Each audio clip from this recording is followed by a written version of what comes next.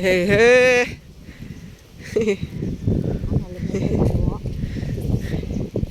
คนเฒ่าหลานอุ้มแส่นั่นบ่อุ้มใส่รถจักรว่าบัดนี้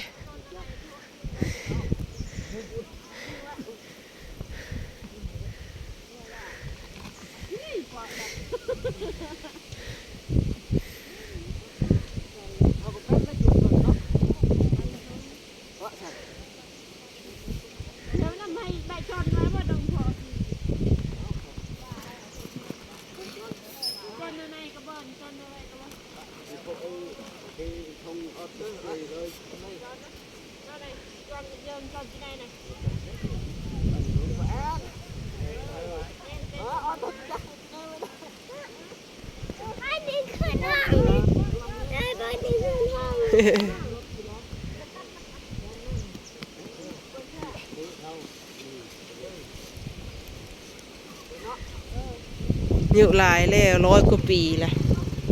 เฮาได้ครึ่งบ่ลาวเนาะสุเฮานี่ครึ่งอยู่บ่ลาวอายุนี่เป็น100 ปลายแล้วบ่100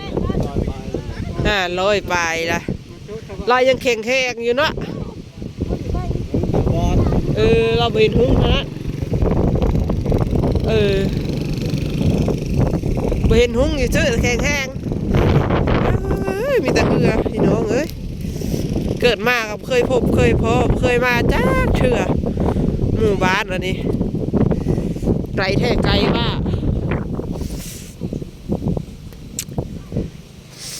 ไก่เลียเราไก่เกิดมาครั้งแรกในชีวิตได้มาเลยบ่คิดว่าสิไก่ปานนี้อยู่กลางป่ากลางดงกลางภูกลางผาพี่น้องเลยเขาก็ยังสามารถใช้ชีวิตได้เหมือนคนในเมืองเฮาธรรมดานะพี่น้องเบิ่งได้นี่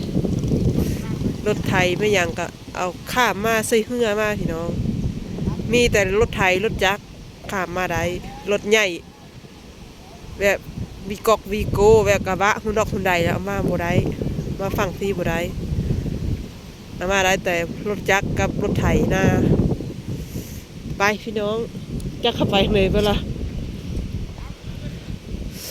ขึ้นไปหมู่บ้านนะพี่น้องเลยวันนี้หมู่บ้านบักเฟืองอันน้องของแม่สะอึ่งนะบ่าวเพิ่นมาเอาเมียอยู่นี่แล้วมางานแต่งเพิ่นพี่น้องเลยจังได้มาคันบ่อนั้นกะบุญบ่ฮอดจอดบ่ถึงเราบ่ได้มาวัดป่านนี้เลยบ่ได้เห็นหมู่บ้านอันนี้ซ้ำพี่น้อง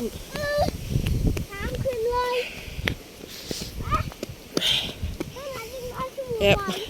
หมู่บ้านในใช้ชีวิตแบบใช้อยู่เดินทางน้ำไม่ได้เดินทางถนน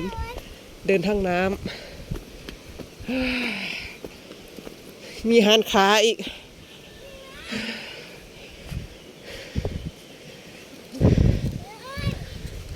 เมื่อยละ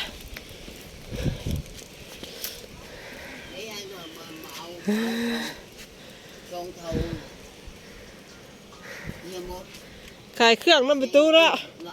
มาพี่ไป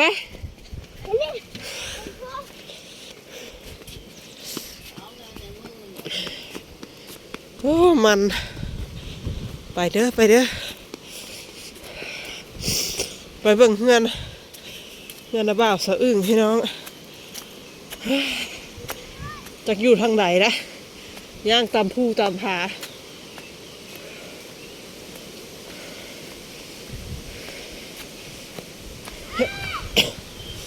ขาไปปะแล้วก็โอ้แบบยูนิแหละไซจุลาเซลเป็นไฟฟ้าแม่ผู้ใดมีเงินละซื้อมาติดเองครบทั่วได้ทุกยากะได้ตะเกียงครอบครัวใดมีฐานะจักหน่อยกะไซจุลาเซลป้ายางในหนาวจนเมื่อยขอจะเปิดเพลงโอ้ถ้ากอบดีใจแห้งพี่น้องเอ้ยผม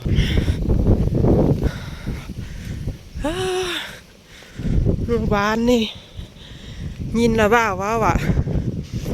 ประมาณ200หลังคาเฮือนพี่น้องเอ้ยป้าเฮือนหลังบ่ใหญ่เขาสามารถขนเครื่องขนของมาได้ก็ป้าคักอลีทางนี้กำลังสิปลุกเฮือนใหม่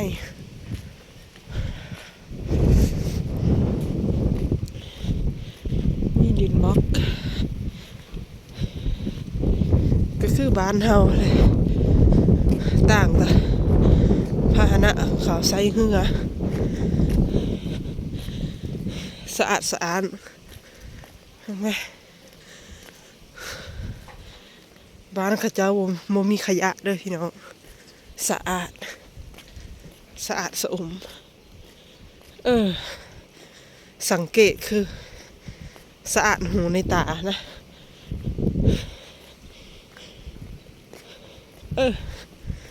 แบบ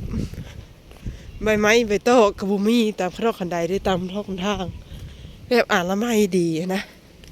สะอาดซึ่งมักอะไรเนี่ย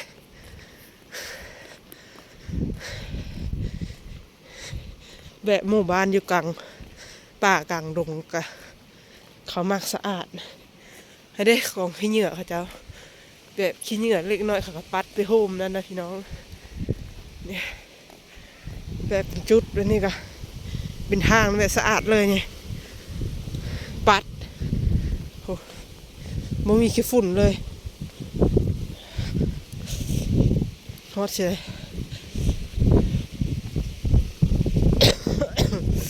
เสียงคลอสะอึกเลยพี่น้องเด้อขึ้นมาจากน้ำเลยพาพี่น้องมาเบิ่งหมู่บ้านจะไปทางไหนละนำเท่ากอบประทานผู้เท่ากอบ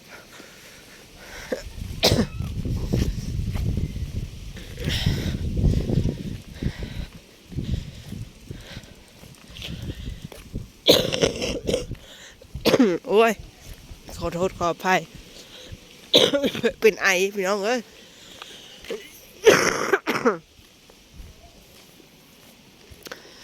เสียงคอแตกไอเป็นวัดสังเกตแผงจุฬาเซลล์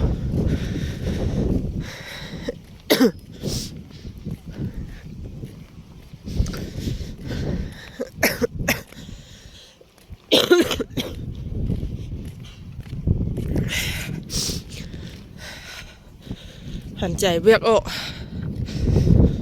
หันใจพืชโอ้ยถ้ากอบจึงดีใจคือพูดฮอนเฮือบถ้าฮอนเฮือบ่าวม่วนแหละ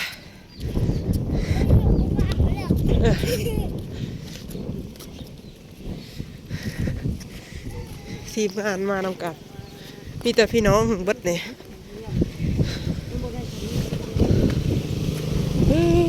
หัวเหือนล่ะหลังมักใหญ่นังนะอยู่กลางป่ากลางดงเฮ้ยเนอะเฮ้ยฝุ่นเหือนลาวพี่น้องเอ้ยเหือนเราธรรมดาได้เบิ่งเธอทางเข้ามาเสือชนบทแท้เหือนเราธรรมดาลูลา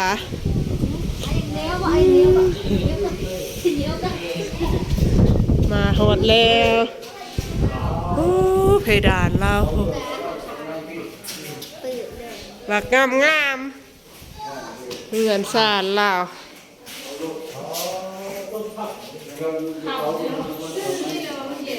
เนี่ยนี่แหละลูกสาวเฮียมอน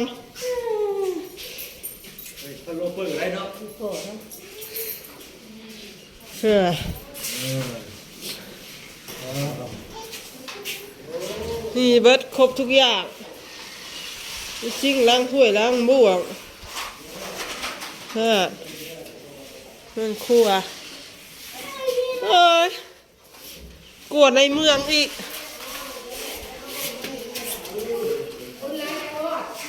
บุญลายล่ะบุญมุมีเนี่ยบริมาเท่ารีบุญมุมีเท่ารีบุญมุมี ทลีบ่ได้มาทลีบุญบ่มีนะบุญหลายบุญมีบุญหลาย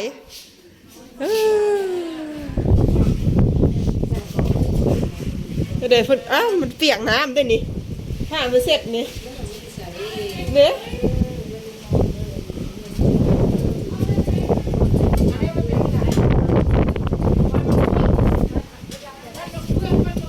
มาบักเฟืองฮอดแล้วเฮ้ย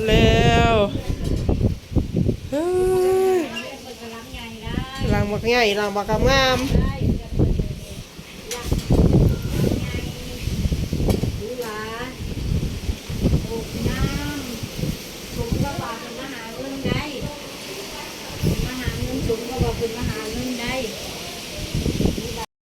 ฮอดแล้วพี่น้องเอ้ยคลิปนี้ก็สิจบเพียงเท่านี้แหละ EP 3มื้นพบกันงานแต่งไม่ได้วงบ่อันนี้บ้าโมเมนต์